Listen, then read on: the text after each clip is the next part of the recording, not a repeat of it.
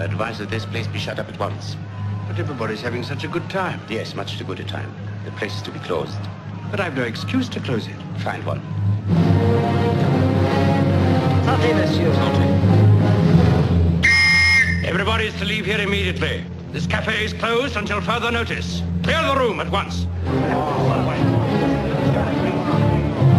How can they close me up? On what ground? I'm shocked to find that gambling is going on in here. You're winning, sir. Oh, thank you very much. Everybody out at once. Welcome to Money Unplugged. I'm Chris Hill. Thanks for being here. This is a show about money, not movies, but you have to see Casablanca at least once in your life. It's a perfect movie. There is nothing wasted, no wasted time. Humphrey Bogart at the height of his powers. The writing is brilliant. And it features all-time great lines of dialogue like that one. Today on the show, I talk with Sara Rathner. She is a credit card expert at Nerdwallet. She's been on the Today Show, CNBC, quoted in the Wall Street Journal, New York Times. She's the real deal. And if you've listened to this show before, you know I don't spend a ton of time talking with people about their work, but I also wasn't going to pass up the opportunity to get a little advice from an expert like Sara. And I did. And it's great because, as you will hear, she completely destroys one of the all-time myths about credit cards. Another thing I like about Sara is she's got a sense of humor. You know, there are some personal finance experts out there who just kind of don't. They're more into, lecturing and shaming, but this was a really fun conversation. I think you're going to like it. So let's get to it with Sara Rathner.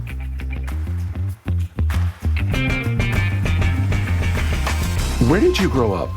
I'm from Miami, Florida. Specifically, if you know Miami, Kendall, which is the suburb everybody moved to in the 80s to raise children.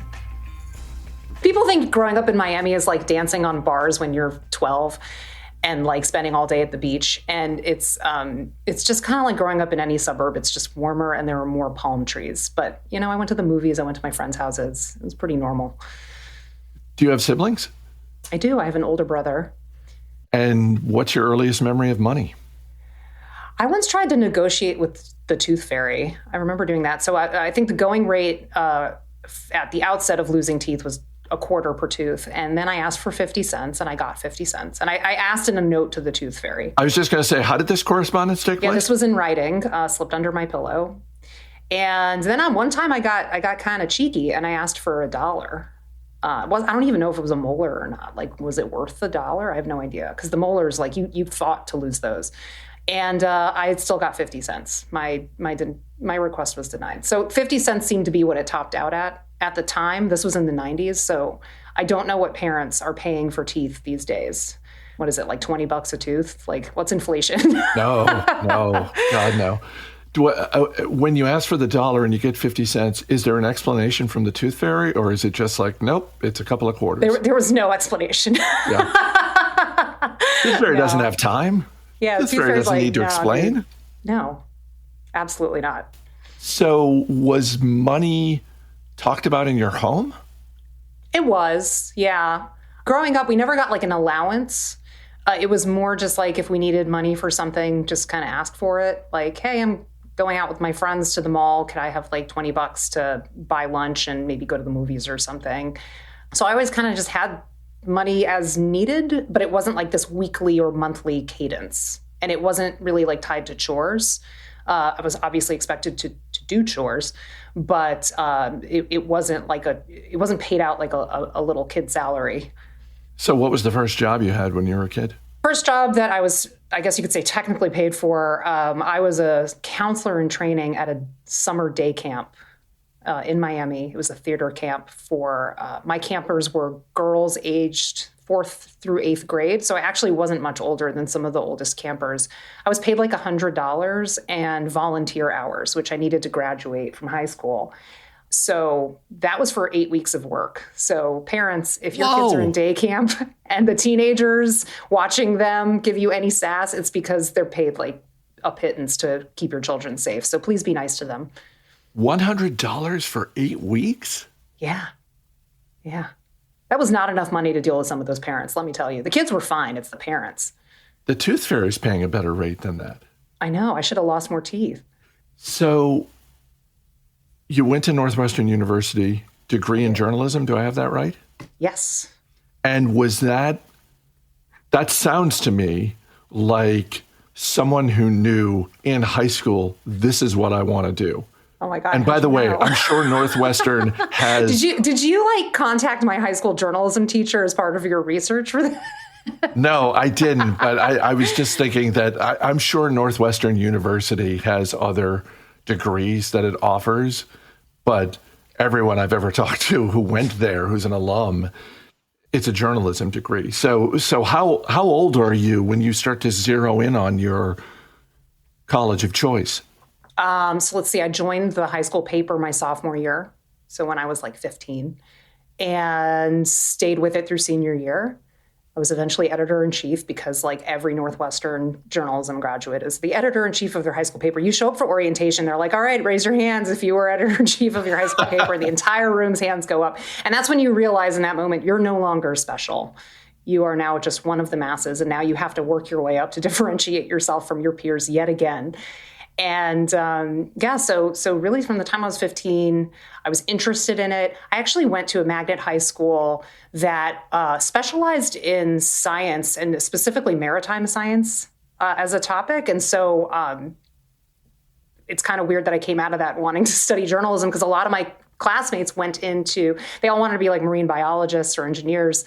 And then I was just like, I'm going to get a journalism degree because that's going to go well. So, but really it's because I kind of participated in that as an extracurricular. And that's what really built my love for writing and for learning about new subjects and disseminating information to people so they can learn about the same subjects I'm learning about as a writer. And what's funny is when I went to college, I actually got into news design, which is not writing or reporting, but sort of a subset of journalism where I worked in print design, which nobody does anymore. But at the time, it was pretty lucrative because everybody wanted to be a reporter. Some people wanted to be an editor, but very few students specialized in design.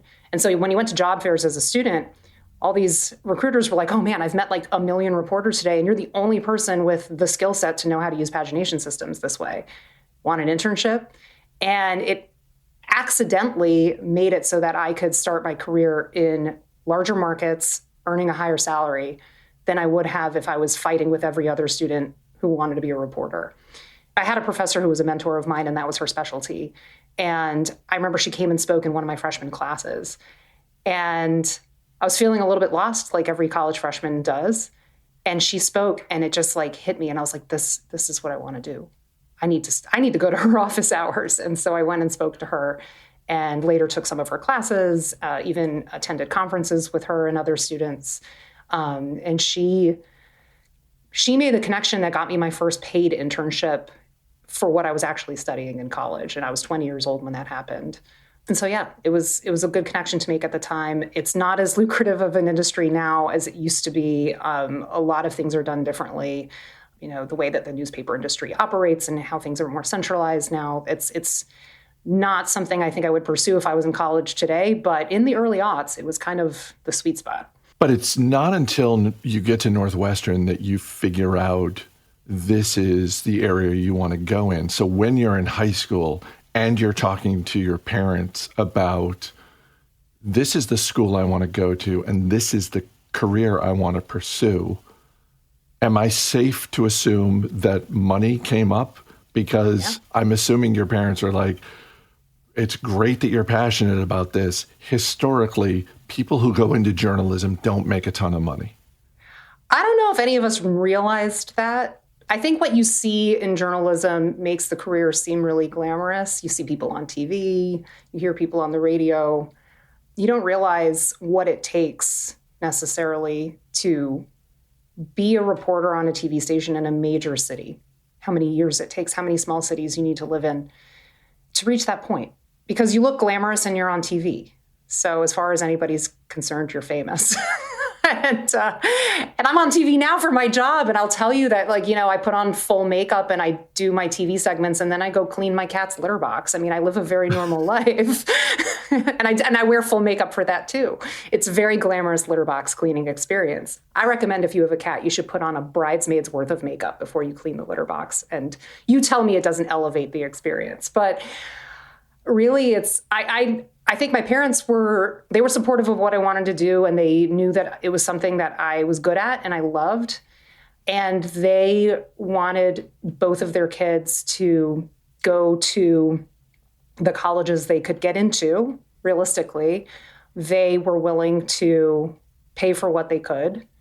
We both had some loans, but my parents covered most of our tuition. I think they had more geographic restrictions. They didn't want us, quote unquote, too far away. So being from Miami, they said nothing west of the Mississippi River. So I went to Chicago, which was like a 3-hour flight away. I'm glad that I went away for school, like far from home. I think I needed that. I think I needed that to grow up. And I never felt, I'm glad I'm from Miami, but it doesn't feel like where I belong now, and it didn't feel where I belonged when I was 18. I wanted to be in a more walkable city. I liked the North. I liked seasons, and I just wanted to try something new. And there's nothing more different than moving from Miami to a place where it can become like minus 23 degrees and things don't close. Things are still open. And when I tell you, you can feel the snot inside your face freeze. That's how cold it is. Oh, yeah. Yeah. I've been to Chicago in the winter. I'm from Maine. I lived in Boston. Oh, sure. You're from Maine. Oh, yeah. You know what all this is about. Yeah. We know what cold is.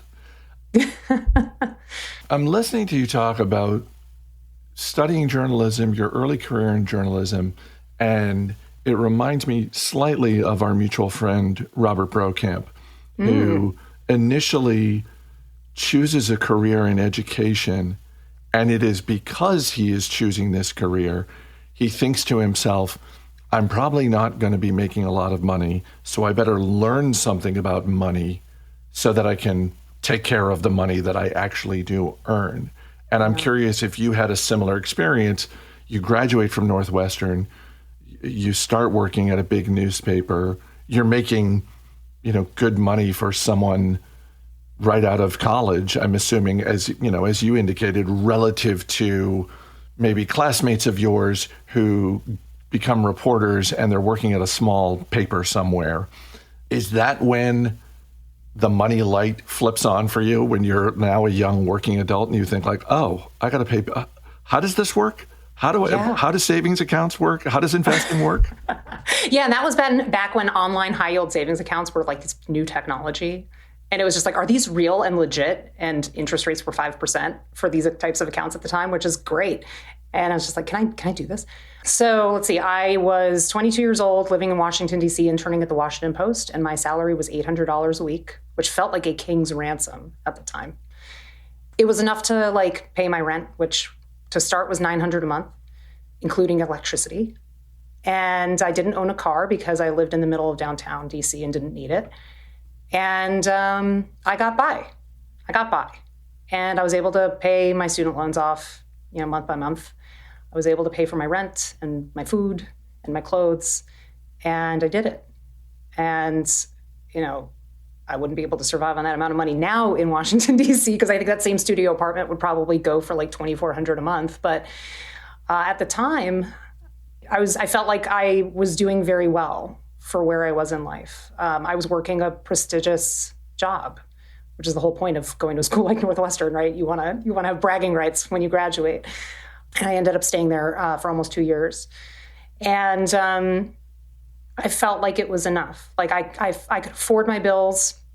I could afford to save some money. And I was where I wanted to be, financially speaking. And I did start thinking about money. My mom started reading up on personal finance herself when I was like late teens, early 20s. And, she sent me all the Suze Orman books as gifts. So I would learn about the basics of personal finance. And she was a huge Suze Orman fan. And so it was some conversations with her about that helped me figure out like, she taught me what a Roth IRA was and how to contribute to it and why I should, things like that. And so it was some of those conversations like that, because there was lots of talk with my mom, like a man is not a plan. You've got to be able to take care of yourself, things like that, which I still feel is true, even though I am like older and married. I love my husband. He's not my plan. He's my husband. It's kind of a different relationship. I felt very good in that I could come out of college and I could support myself, which I think is not the case for a lot of people. It certainly wasn't the case for a lot of people in my generation. I'm elder millennial. The recession happened 2 years later, and friends of mine who graduated after that point were really struggling. And I think young adults now are really struggling with the current job market. So there are a lot of people who do everything quote unquote right in high school and college to set themselves up for a successful life, and they just don't get to accomplish that. And it's not their fault. It's hard. How much did you and your husband talk about money before you got married? Quite a bit. We dated we were dated and were engaged total for about 3 years before we got married. And we lived together for a time before we got engaged and married. And so we talked about money. We knew what each other earned.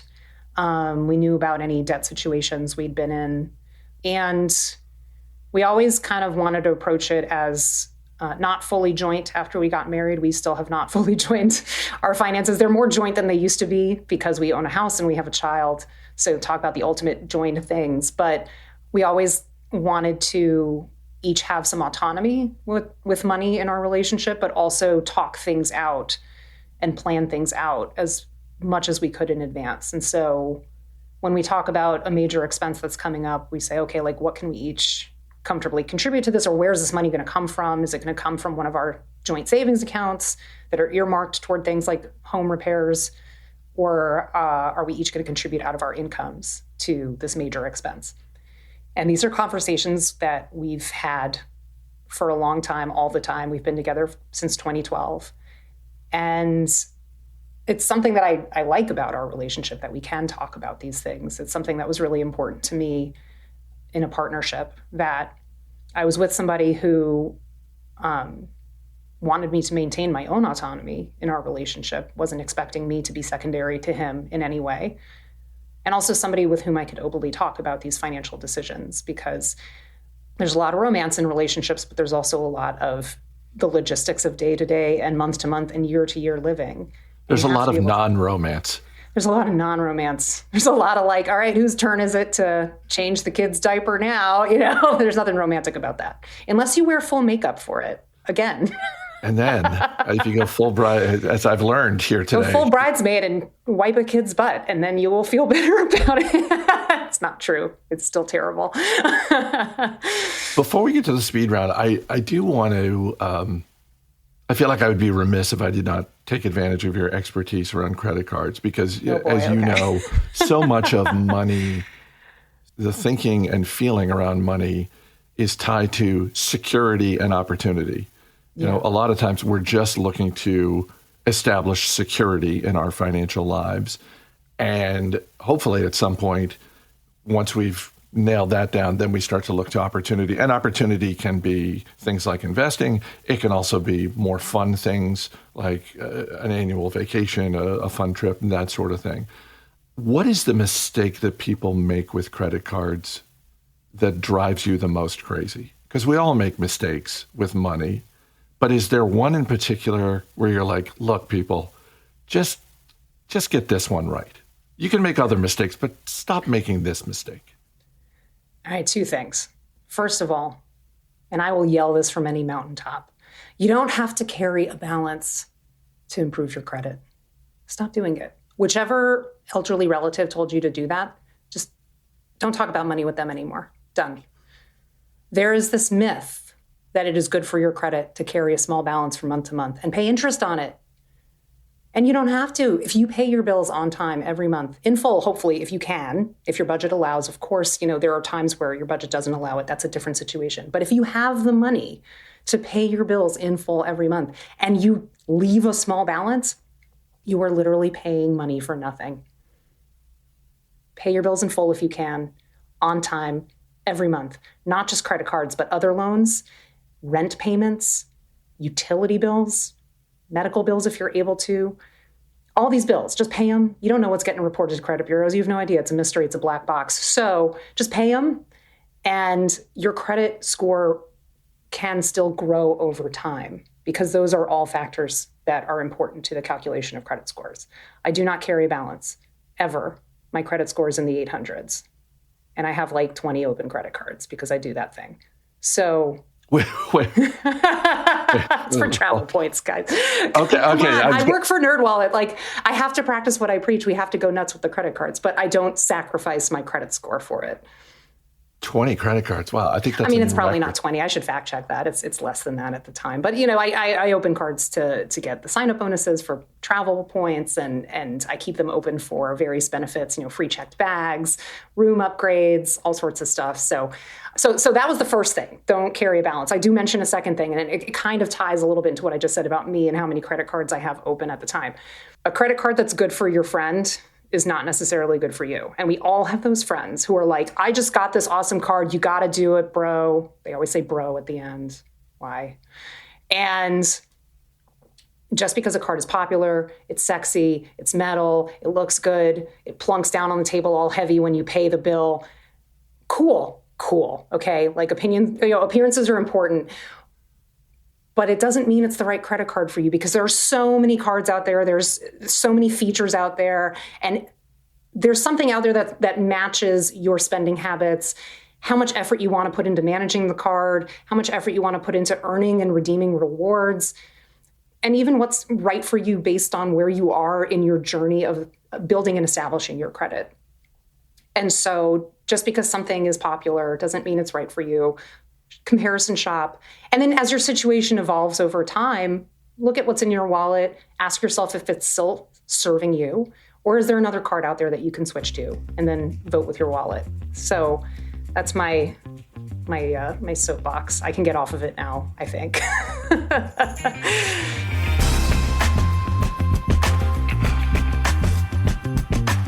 It's football season, which means it is time to tailgate. And the way you're going to impress your friends and fellow fans at your tailgate is with great food seasoned by Dizzy Pig. Dizzy Pig Barbecue is my favorite source of rubs and seasonings, and whatever flavors you like, however much heat you like to add to the stuff that you're grilling, Dizzy Pig has got you covered. So go to dizzypigbbq.com, use the promo code MONEY, and you get 10% off your order. You can order whatever tickles your taste buds. But if you want one thing that works with whatever you're serving up, my recommendation, get a bottle of their glazed and infused sauce. Last night for dinner, I grilled up some chicken with their Crossroads barbecue rub, and then I just set the bottle of glazed and infused sauce right there on the table so people could just have at it. And they did. And it was a hit. Click the link in the show notes, go to dizzypigbbq.com, and get 10% off when you use the promo code MONEY. All right, let's get back to Sara. What is something you have bought that makes you happy?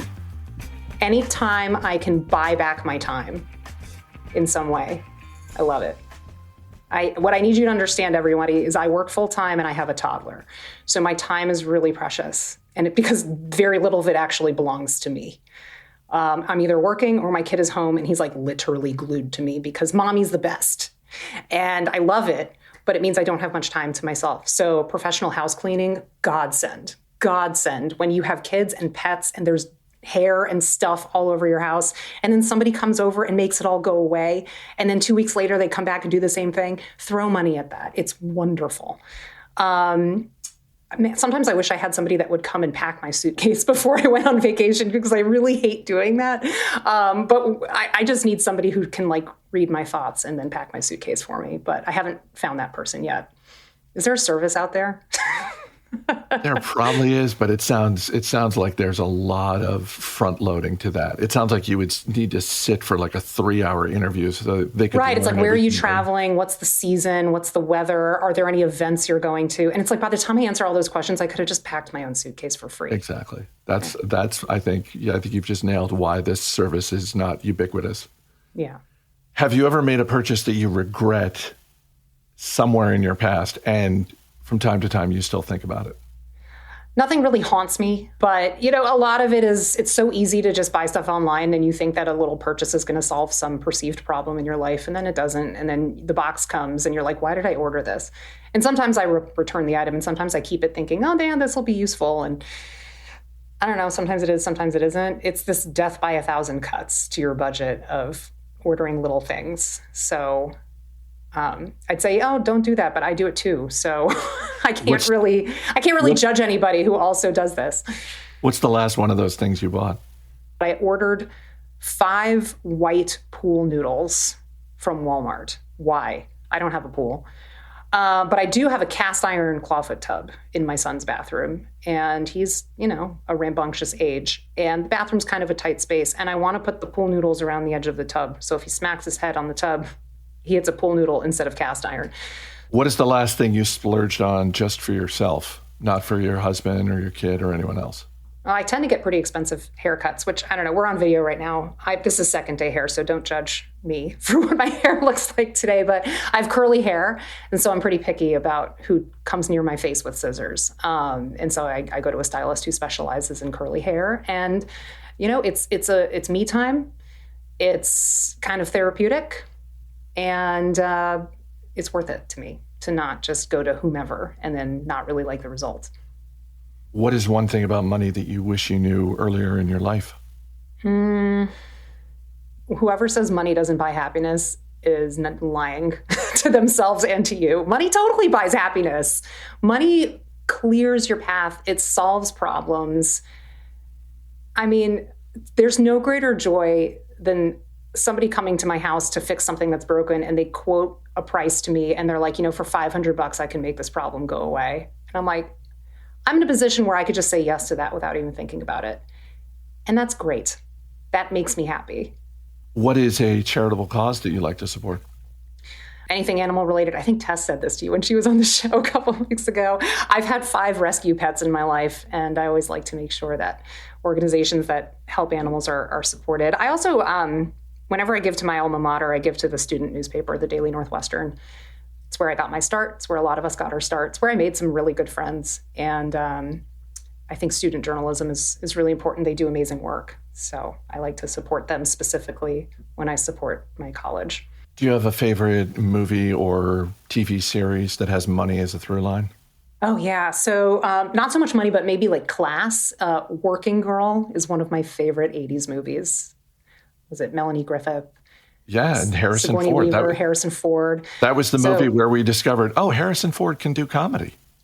Who knew? No, he's great in Shrinking, actually. I really love him. But at that point, yeah. He was Indiana Jones, he was Han Solo, and there was a bit of humor there, but this was like, oh no, this is like a romantic Was this comedy before or after he was in Witness? Because that was definitely not a comedy. That was after Witness, and After you're Witness, right. okay. Witness, 100% not a comedy. Not a comedy. Great movie, though. So Working Girl is the story of a young woman from Staten Island who is working as a secretary in New York City. And she basically works her way up the corporate ladder by impersonating her boss to the point of like borrowing her clothing and chopping off her hair and just changing everything about her appearance and her personality to get ahead. And she has this idea for the company that she's working for. She's like a secretary for a company that does mergers and acquisitions. And she's going to night school and she's really savvy, but nobody takes her seriously because she's just the secretary. And, through various means, some of which are questionable ethically, she works her way up and is heard. And it says a lot about who is listened to and who is ignored, and how things like the way others see you and your appearance and your perceived class can really affect how seriously you're taken in the workplace. And so here's a woman who transcends that by changing everything about herself, but sort of remaining true to her own, dogged instincts. So I think it's a fascinating movie, and it's a lot of fun. So if you haven't seen it, I recommend. The last thing is a penny for your thoughts. And this is any sort of advice you want to share with people who are listening. It can be about money, but it doesn't have to be. So for every major life decision I've made, I've taken my time. I mentioned my husband and I were together for 3 years before we got married. We talked about marriage for a year before we got engaged, and then we were engaged for a year and a half before we got married. I didn't buy my first house till I was 35. We rented our starter home. That's what we like to say. So by the time we were buying our house, like our for real house, right? The one that was big enough to grow our family, we didn't have a smaller house to sell. We just rented. And we waited a long time to have a child. And those were all emotional decisions, but they're also financial ones, because every major life decision has a financial element to it. So I would say to anybody, there's a time and place to be impulsive and do something wild. And that can work out too. I mean, I know people who got married to people they didn't know for very long, and they are still going super strong, and that's cool. But I think it's okay to take your time with these decisions and not feel pressure. I remember when my husband and I were dating and we weren't engaged yet, I was 29, and he said, "Do you feel pressure to be married by 30? And I said, no more than the usual pressure people normally put on that age for every life milestone, right? Oh, 30 is like such a big transformative age. And I said, but now that I'm with you, I mean, 30 is a number, but I don't know if it matters because I know I want to marry you. And he said, well, how about 31? And I said, that's fine. And I was 31 when we got married. So yeah, so it's okay to take your time and think things through and be deliberate in your major life decisions, your major financial decisions. I know there's a clock on some things like having children. I get it. If you're not feeling super pressure about time, then take your time. Give yourself the gift of that time. There you go. You can find more of Sara and her expertise on Nerdwallet's site, as well as their podcast, Smart Money. If you have questions or comments for this show, drop a note to info@moneyunpluggedpod.com. I'm Chris Hill. Thanks for listening. I'll see you next week.